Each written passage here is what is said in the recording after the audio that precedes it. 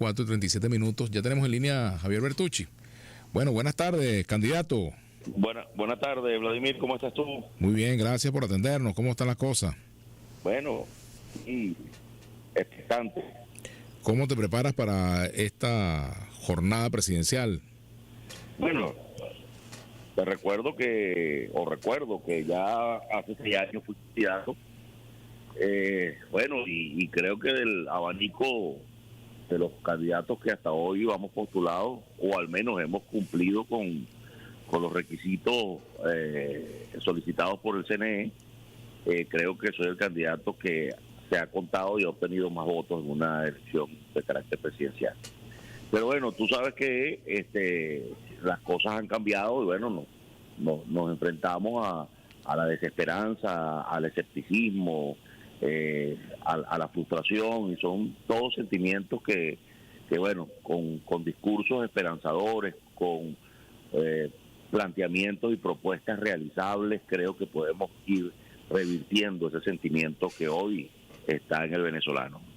Ahora, Javier, ¿qué diferencia tu candidatura del resto de las candidaturas que se presentan en este proceso? Por ejemplo, sobre todo de las que están ya en la llamada Alianza Democrática, o lo que fue la Alianza Democrática, la oposición que hace vida en el Parlamento.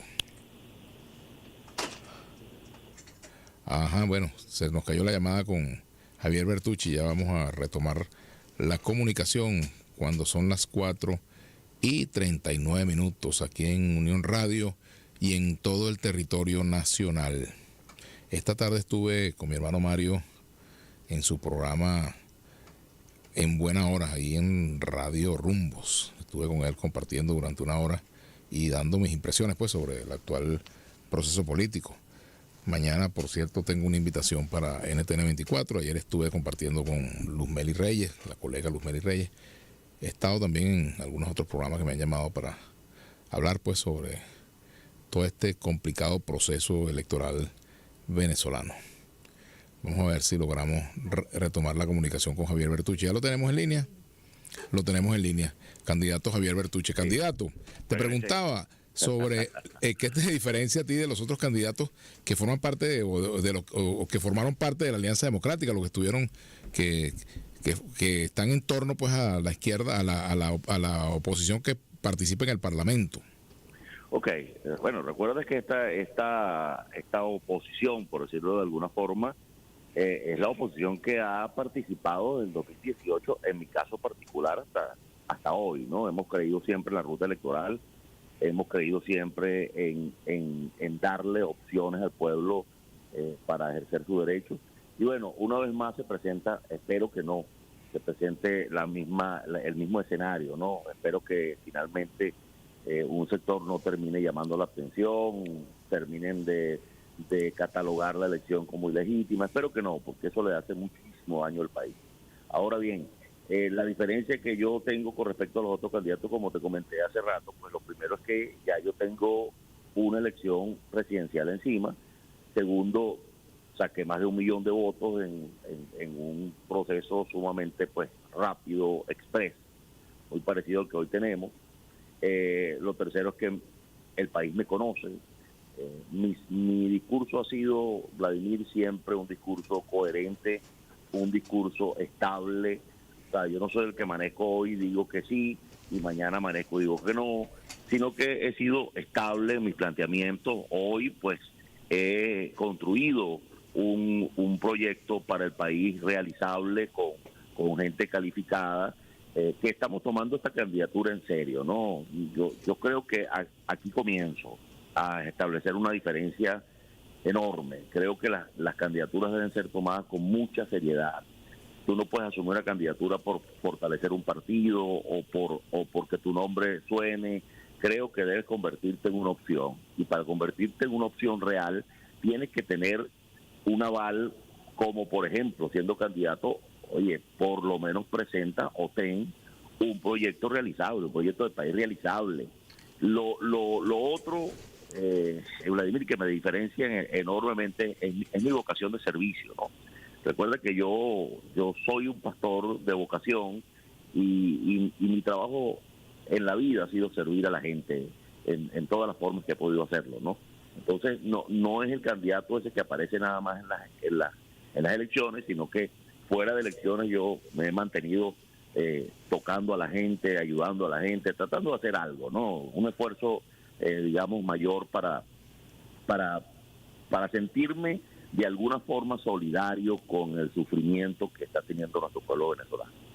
Oye, por cierto, el contexto en el cual se realiza esta elección, tú dices que esperas que no haya nadie llamando la atención, pero ¿ha habido, desde tu punto de vista, la suficiente amplitud de parte del órgano electoral para permitir que todas las opciones estén presentes? ¿O crees que es un proceso electoral en el cual se ha mermado o se ha limitado la participación? ¿Cuál es tu visión acerca de este proceso con respecto a lo que está pasando, por ejemplo, con la candidatura de la Plataforma Unitaria, la candidatura de Manuel Isidro Molina, la candidatura de la profesora Elsa Castillo, etcétera, candidaturas que no han podido cristalizarse? Bueno, fíjate, que creo que lo primero que hay que puntualizar es que tiene que haber un partido que te postule, ¿no? En primer lugar. Segundo, esa tarjeta debe estar habilitada por el órgano rector, que es el CNE.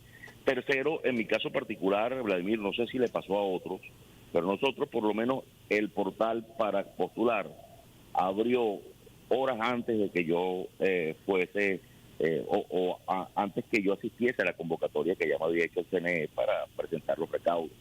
Antes estuvo cerrada, ¿no? O sea, caída, tumbada, no sé cómo explicar el punto técnicamente, pero no te permitía hacer la postulación. Entonces, bueno, yo creo por la democracia, por el desarrollo correcto de estas elecciones, que el CNE no le viole los derechos a ningún venezolano que quiera postularse y que cumpla con todos los lineamientos constitucionales para ser candidato. O sea, si tú cumples con todos los lineamientos constitucionales, deberían permitirte postularte y deberían permitir, digo, si hay alguna tarjeta disponible que esté habilitada, deberían permitir que esa tarjeta postule al candidato que bien le parezca, ¿no? Estoy hablando en el sentido preciso de los derechos que todo venezolano debe tener en el país. Claro, también ha habido casos, por ejemplo, de partidos que hicieron una solicitud, caso del Movimiento Futuro de Falcón, que de repente aparece con apoyando la candidatura de Maduro y administrado por otra gente, ese movimiento, por ejemplo, ¿no? Sí, bueno, yo me sorprendí, no debo decirlo, ¿no? Me sorprendí porque yo tenía entendido que el movimiento o el nombre estaba asignado al movimiento de Henry, y luego pues creo que se lo asignaron a un familiar de Seir, y finalmente lo tiene Héctor. Entonces yo digo, bueno, que este nombrecito rodó por todos lados, ¿no? Pero bueno, en cualquier caso son las cosas que pueden haber cosas atrás que desconocemos, Vladimir, no lo sé, ¿no? Pero lo cierto es que es extraño que un partido que solicitó un opositor termine en manos de un oficialista. Eso por lo menos me hace muchísimo ruido. Por cierto, Javier, a propósito del panorama electoral, ¿tú ves perspectivas de que se presente una candidatura unitaria de toda la oposición? Me llama la atención que ustedes no se pudieron poner de acuerdo con otros factores de la Alianza Democrática, de lo que fue la Alianza Democrática, para ir con una sola candidatura. ¿Por qué razón de esa dispersión y qué perspectivas ves de que efectivamente se pueda concretar la alianza incluso con sectores de la plataforma unitaria? Mira, sí se hicieron varias reuniones, Vladimir, donde se planteó el asunto de una candidatura relativamente unitaria, ¿no? Pero se acordó que todas las tarjetas que están habilitadas de lo que fue la alianza y la nueva, digamos, coalición que se estaba formando o se está formando, se le dio libertad para que los partidos postularan sus candidatos. Ahora, de ese grupo hay partidos que no postularon a nadie, ¿no? Hay otros partidos, bueno, que les pareció bien postular a uno u otro candidato. Nosotros seguimos siendo un partido potable, el Cambio sigue siendo un partido muy potable. Tengo que decirte, yo hablo con todos, yo no tengo ningún tipo de complejo y tampoco de tachaduras para no hablar con alguien. Yo hablo con todos y yo seguiré buscando la unidad. Se volvió a convocar, yo mismo estoy propiciando una nueva convocatoria para que todos los candidatos que pasen, digamos, el peine del CNE, por decirlo de alguna forma. Lo has dicho claramente. La cerca con alambre. Entonces, bueno, lo que logren pasar todo eso, que bueno, que el órgano rector vea que son aptos para ser candidatos. Bueno, conseguir o lograr una reunión que nos permita ponernos de acuerdo, por lo menos de inicio, Vladimir, en una organización que nos permita defender el voto. O sea, una unidad que nos permita entre todos juntar todos los testigos y poder ser responsables con los electores para defender el voto, que al final, bueno, obtendrá el candidato, en mi opinión, que resulte del más competitivo, ¿no? Yo creo que Venezuela o el pueblo venezolano va a ser muy inteligente en este punto. Vamos a ver lo que pasa, ¿no? Espero yo pasar. Y luego el mismo pueblo venezolano va a decir, bueno, mira, hay 3 que no quisieron unirse, hay un grupo y de ese candidato que tiene todo este grupo de unidad que van a defender el voto, oye, me voy con ese, porque bueno, por lo menos van en serio, pues, o sea, están compitiendo para ganar y no solamente no sé, para que el nombre de ellos suene. Entonces creo que Venezuela va a tener esa capacidad de escoger al final ese candidato. Y te digo otra cosa, Vladimir, unas elecciones donde tú vas en una mayoría abrumadora sobre el gobierno tiene escaso, bueno, te voy a dar empujadito 20%. Entonces tienes de cada 10 venezolanos, 8 te quieren cambiar, no quieren al gobierno. Entonces, oye, no puede ser que ese 80% no nos podamos poner de acuerdo para que el cambio se efectúe este mismo año y podamos tener entonces una nueva esperanza, un nuevo día, una nueva visión del país, o sea, que vayamos hacia un cambio y que ese candidato, por lo menos yo soy de los que piensa que ese candidato debe comprometerse, Vladimir, a estar en un solo periodo, el periodo de 6 años. Vamos a ver si en ese tiempo podemos, en una gobernabilidad, en un acuerdo nacional, primero entender que todos somos venezolanos, que tenemos que echar el país adelante y hacer algunos cambios constitucionales, por ejemplo, como la elección indefinida. Yo estoy totalmente en contra de la reelección. De la reelección indefinida porque la alternabilidad del poder es beneficiosa en todos los procesos a nivel del mundo. La alternabilidad siempre te permite un nuevo liderazgo, una nueva visión y por lo menos y te evita que estos gobiernos autoritarios o totalitarios, oye, se queden 50 años en el poder. Uh-huh. Entonces, bueno, eso creo que tenemos que hacerlo entre todos. Mira, ¿cómo imaginas a Venezuela si gana Nicolás Maduro? Oye, o sea, lo que pasa es que me dice eso y me peluco. Porque que 6 años más de esto, oye, 6 años más de esto, Vladimir. Entonces, o sea, no, y si no es el que yo quiero que salga del grupo que yo quiero, no voy a votar. O sea, tenemos que plantearnos la decisión de calidad y de coraje, de decir, yo voy a salir a votar, aunque el candidato que quede de pie no sea del grupo que yo quería. Pero yo voy a salir a votar, porque yo no me calo 6 años más llevando todos de agua para mi casita. Yo no me aguanto 6 años más de ir por un hospital y tener que llevar todo porque no hay nada. Yo no me calo 6 años más de estar caminando porque no hay transporte. No me calo 6 años más de mandar a mi hijo a la escuela y que no vea clases porque el profesor no fue, porque el profesor se fue hasta el país. Entonces, oye, yo creo que el país no aguanta 6 años más de esto, Vladimir, es mi opinión personal, ¿no? Y creo que el de 80% de todo el país pensamos de esa manera. Javier, fíjate, muchas veces en las campañas electorales se hablan generalidades, eslogan, etcétera, pero aterrizando en las promesas básicas, que también es importante que la población las conozca para que puedan diferenciar una candidatura de la otra. Sí. Por ejemplo, en materia de economía, ¿cuáles son tus propuestas? En materia educativa, ¿qué hacer con la diáspora? Por ejemplo, ¿qué hacer con los temas de salud? Bueno, fíjate, el programa que desarrollamos es un programa bastante amplio, pero basado en 3 ejes fundamentales. Creo que esos son los ejes que va a sentir el venezolano más cercano. La economía como prioridad, Vladimir. No podemos hablar de recuperar nuestra gente fuera del país si ellos perciben que regresar al país es pasar trabajo, no conseguir empleo y tú sabes, todo lo que es el resultado de una mala economía, no van a regresar. Te lo digo por mi propia hija que vive fuera del país. Y bueno, arquitecto bilingüe y otras especializaciones, pero bueno, no consigue un empleo en Venezuela y se fue así miles y cientos de miles de jóvenes nuevos. Entonces tenemos que recuperar la economía como prioridad. La reducción del gasto público, la reducción del Estado, es fundamental que reduzcamos el Estado. No podemos tener casi 40 ministerios y casi 120 viceministerios para hacer el mismo trabajo que pueden hacer. Nosotros lo hemos estudiado, 14 ministerios solamente podrían hacer todo el trabajo sin ningún problema de los casi 40 que hoy hay día, ¿no? Por decirte, tenemos que generar una divisa importante en el país, la confianza. Vladimir, si nosotros no generamos confianza, ni los inversionistas extranjeros van a invertir, ni los inversionistas nacionales van a invertir.